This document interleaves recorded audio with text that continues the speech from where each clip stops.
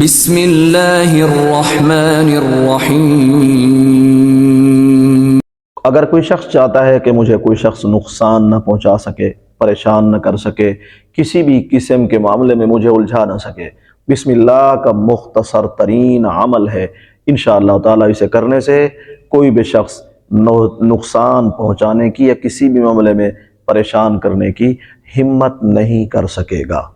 ہمارا کوئی بھی وظیفہ جو آپ کو سمجھ نہ آ رہا ہو، پڑھنا سمجھ نہ آ رہا ہو، تو ویڈیو پر دیے گئے نمبر پر رابطہ کر کے آپ اس وظیفے کو مکمل سمجھ سکتے ہیں۔ نمبر واٹس ایپ ہے۔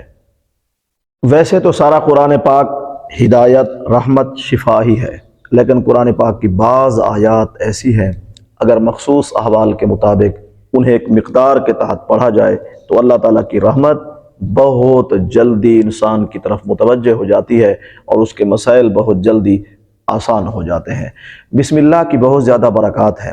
روایات میں آتا ہے جب بسم اللہ نازل ہوئی سارے جہانوں پر لرزہ طاری ہو گیا، اور یہ بھی روایات میں آتا ہے بسم اللہ جب نازل کی گئی تو فرشتے جو جہنم پر متعین ہیں، جنہیں جہنم کے دروغہ کہتے ہیں، وہ کہنے لگے بسم اللہ پڑھنے والا کبھی جہنم میں نہیں جائے گا۔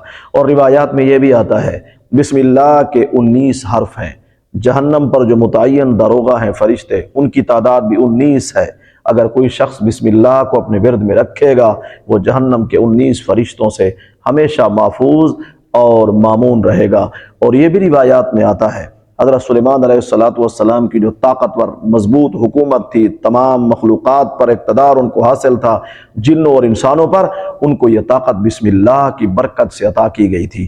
اور فرماتے ہیں علماء کرام اگر کوئی شخص چاہتا ہے تمام مخالفین کے نقصان سے محفوظ رہے اور وہ چاہتا ہے مجھے کوئی شخص بھی نقصان نہ پہنچا سکے، تو صرف 625 بار بسم اللہ کو لکھے، اسے اپنے پاس رکھے، وہ تعویذ کی شکل میں ہو، وہ بٹوے میں ہو، وہ پرس میں ہو، وہ جیب میں ہو، اسے پاس رکھے اس نیت سے کہ مجھے کوئی شخص اس کی برکت سے نقصان نہ پہنچا سکے۔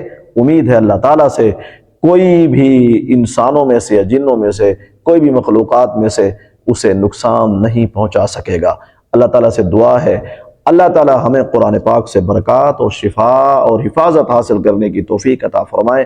وآخر دعوانا ان الحمد للہ رب العالمین۔